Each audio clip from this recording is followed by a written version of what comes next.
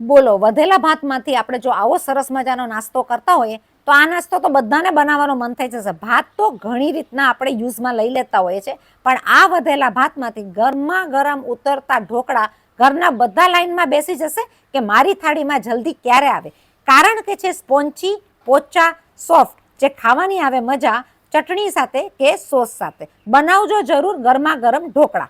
આપણા વધેલા ભાત તમે જુઓ, આ વધેલા ભાત જે છે એને આપણે બનાવી નાખશું એકદમ સરસ મજાનો નાસ્તો, પણ કેવો કે ગરમા ગરમ ઉતરતા ઢોકળા. સ્ટીમરની અંદર હું ઉતારીશ. આ સ્ટીમર ભારત દેશમાં બધી જ બાજુ મળતું હોય છે.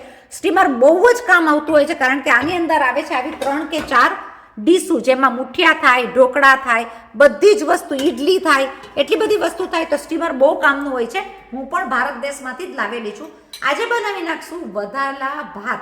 આપણી પાસે વધેલા ભાત ઘણી વાર હોય, પણ આ વધેલા ભાતના જે ઢોકળા થાય છે, હું તો બનાવતી હોઉં છું. હું તમને બતાડું આજે હું કેવી રીતે બનાવું છું, એકદમ જ સરસ. તો હું લઈ લઈશ મારા કબટમાંથી મસ્ત મજાની 2 વસ્તુ જે મને જોઈ જશે. એમાંની છે એક છે સૂજી એટલે કે રવો, અને એક છે ચણાનો લોટ. ચાલો કરી નાખીએ એકદમ સરસ મજાના ઢોકળા, પોચા રૂ જેવા, જે ઘરના બધા ખાઈ શકે નાસ્તામાં. ચાલો લઈ લઈશું કુંડી ધોકાનું કૂટેલું આદુ, મરચાં, લસણ. મેં લઈ લીધું છે આદુ, લસણ અને મરચાં, જેની કરી નાખશું કૂટીને પેસ્ટ. મેં લઈ લીધું છે એપ્રોક્સિમેટલી 1 બાઉલ જેટલું ભાત. ભાતની અંદર લઈ લેશું 1 ટેબલ સ્પૂન જેટલો ચણાનો લોટ. સૂજીને નાખેલા આ ઢોકળા બહુ જ સરસ થતા હોય છે. હું લઈ લઈશ આની અંદર 3 ટેબલ સ્પૂન જેટલી સૂજી, જેથી કરીને થાશે પણ ફોરા અને એકદમ જ સરસ રીતના આની પેસ્ટ બની જશે. આ 3 વસ્તુને આપણે થોડું પાણી નાખીને કરી નાખશું ગ્રાઇન્ડ. આ બધી વસ્તુને હું લઈ લઈશ ગ્રાઇન્ડિંગ જારમાં. લઈ લઈશું એની અંદર 3 ટેબલ સ્પૂન જેટલું પાણી, કારણ કે આપણે ખટાશમાં યુઝ કરશું બીજી વસ્તુ. આની કરી નાખશું પેસ્ટ. આપણને જેવી પેસ્ટ જોઈએ છે એવી જ પેસ્ટ આપણી થઈ ગઈ છે. આથા વગર પણ આ ઢોકળા થશે એકદમ જ સરસ. આપણે પેસ્ટને કરી નાખશું મિક્સ. તમે જોઈ શકો આપણું દરદરું પેસ્ટ એકદમ જ સરસ મજાનું થયું છે. તમે મને કહેશો કે આપણા વધેલા ભાતમાંથી આપણે આ રીતના ઢોકળા કરી શકીએ કે નાસ્તા કરી શકીએ, કારણ કે વધેલા ભાતમાંથી આપણે ઘણી બધી વસ્તુ બનાવી નાખતા હોય છે. કોઈ પણ એવા રાઈસ બનાવી નાખીએ, કોઈ પણ મુઠિયા કરી નાખીએ, ઘણી વસ્તુ આપણે વધેલા રાઈસમાંથી કરતા હોય છે, વધેલા ભાતમાંથી. પણ આ આપણા બની જશે એકદમ જ સરસ મજાના ઢોકળા, જે આપણા ગરમા ગરમ નાસ્તામાં કામ આવી જાય. તો ગઈકાલના વધેલા ભાત જો પડ્યા હોય તો ઢોકળા બનાવવા ઇઝી પડે કે નહીં, અને થઈ જાય બધાના ઘરનો નાસ્તો. ડબ્બામાં પણ લઈ જઈ શકે, છોકરાઓ ખાવામાં પણ લઈ જઈ શકાય, અને બહુ જ સહેલી રીતના 5 થી 7 મિનિટમાં ઢોકળા થઈ જતા હોય છે. પેસ્ટ તમે જોઈ શકો એકદમ જ સરસ મજાનું થયું છે. આપણે લઈ લેશું એની અંદર 2 ટેબલ સ્પૂન જેટલું દહીં. હવે ભાઈ આ વસ્તુને આપણે રેસ્ટ કરવા દેશું એટલીસ્ટ 2 થી 5 મિનિટ. લઈ લેશું આપણું ગ્રાઇન્ડ કરેલું પેસ્ટ જે વધેલું છે એને ઢોકળાના પેસ્ટની અંદર. આપણી પેસ્ટ જ્યાં સુધી રેસ્ટ કરે છે, આપણે બનાવી નાખશું ઢોકળાની મસ્ત મજાની તીખી તમતમતી ચટણી. તો મેં આદુ, મરચાં, લસણની પેસ્ટ થોડી વધારે જ કરેલી છે. લઈ લઈશ આદુ, મરચાં, લસણની પેસ્ટ આની અંદર. લઈ લઈશ એની અંદર ધાણા. લઈ લેશું 1 ચમચા જેટલું કોપરાનું ખમણ. થોડી ઘાટી ચટણી બનાવવા માટે હું લઈ લઈશ થોડા એવા સિંગદાણા. લઈ લેશું એની અંદર લીંબુનો રસ, જેથી કરીને ગળાશ ખટાશ તીખાશની ચટણી લાગે એકદમ સ્વાદિષ્ટ. થોડી એવી ગળાશ ખટાશની બેલેન્સમાં લઈ લઈશ હું ખાંડ. ઓપ્શનલ છે. ગ્રાઇન્ડિંગ મશીનની અંદર કરી નાખશું આને ગ્રાઇન્ડ. લઈ લેશું જરાક એવું પાણી પેસ્ટ કરવા. મોટા બધા ખાશે તીખી ચટણી સાથે ઢોકળા ઉતરતા, અને નાનાઓ ખાશે છોકરાઓ સોસની સાથે.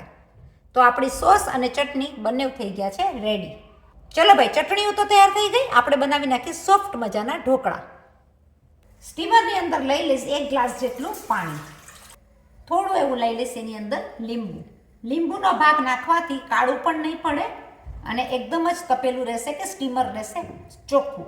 ગમે એમાં તમે લીંબુ યુઝ કરો સ્ટીમ કરવામાં, તો નીચેના ભાગનું તપેલું રહે એકદમ સરસ. જ્યાં સુધી સ્ટીમરનું પાણી ગરમ થાય છે ત્યાં સુધી હું લઈ લઈશ આની અંદર ડીશની અંદર તેલ. કરી નાખશું એને ગ્રીસિંગ, જેથી કરીને આપણા ઢોકળા નીકળી જાય ફટાફટ. આપણી ડીશ હટાવીને જોઈ લેશું તો મિક્સિંગ તો બરાબર સેટ થઈ ગયું છે. કરી નાખશું એને બધું મિક્સ. મસાલામાંથી હું લઈ લઈશ થોડું એવું મીઠું. જોઈતા પ્રમાણમાં મીઠું લેવાનું. જો તમે ભાતમાં નાખતા હોય તો એ પ્રમાણે તમને એડજસ્ટ કરવું પડે. ઢોકળાને સ્વાદિષ્ટ બનાવવા હું લઈ લઈશ અડધી ચમચી જેટલું જીરું. લઈ લઈશું થોડું એવું લીંબુ. ગળાશ ખટાશનું બેલેન્સ એકદમ સરસ રાખવા લીંબુ નાખીને નાખશું ખાંડ. 1 ચમચી જેટલી જ હું ખાંડ લઈશ. ઓપ્શનલ છે. આપણા કૂટેલા આદુ મરચાં લસણ બધી વસ્તુને કરી નાખશું મિક્સ. આપણું પેસ્ટ તો ભાઈ એકદમ જ સરસ રીતના થઈ ગયું છે, જેવું પેસ્ટ આપણને જોઈએ છે. હું લઈ લઈશ આપણી ઘરની રેસીપી છે કે ઈનો બનાવેલી છે, વાયરલ થયેલી છે. ઈનો બનાવવાની રેસીપી તમે ખાસ કરીને જોજો. બહુ જ સરસ બન્યો છે ઈનો, ઘરનો બનાવેલો. કારણ કે બહારના દેશમાં તો ઘણી ફેરે ઈનો મળવો પણ મુશ્કેલ થઈ જાય, તો આપણે બનાવી નાખ્યો છે ઘરનો ઈનો.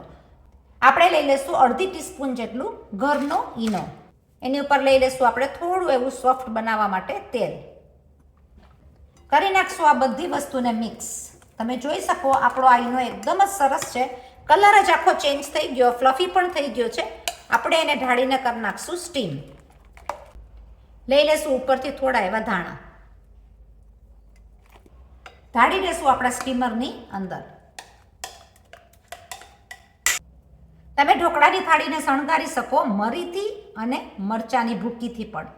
મેં લઈ લીધો છે થોડો એવો મરીનો ભાગ, થોડું લઈ લેશું મરચાનો ભાગ. થઈ ગઈ છે આપણી ઢોકળાની થાળી તૈયાર. કરી નાખશું સ્ટીમ. આપણે લઈ લેશું એને સ્ટીમરની અંદર. 3 મિનિટ બાદ આપણે જોઈ શકીએ કે આપણા ઢોકળા ફૂલીને એકદમ જ સરસ મજાના થઈ ગયા છે. જોશું કે ચીપકે છે તો હજી આપણે થોડા થવા દેશું 2 થી 3 મિનિટ વધારે. 5 થી 7 મિનિટ બાદ આપણે જોઈ લેશું કે આપણા ઢોકળા તૈયાર થઈ ગયા છે કે નહીં. તો આપણા ઢોકળા એકદમ જ સરસ રીતના ફૂલીને થઈ ગયા છે, ડબલ ધ સાઇઝ, અને ચીપકતા બી નથી. ઠંડા થઈ ગયા બાદ એકદમ સરસ રીતના થઈ જશે કટ.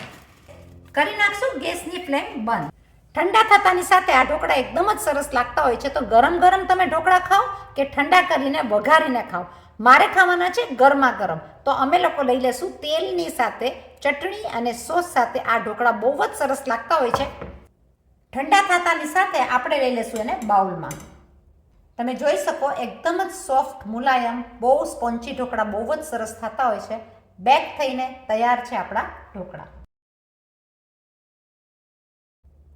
2 રીતના ઢોકળા એન્જોય કરી શકો, મરચાવાળા, મરીવાળા.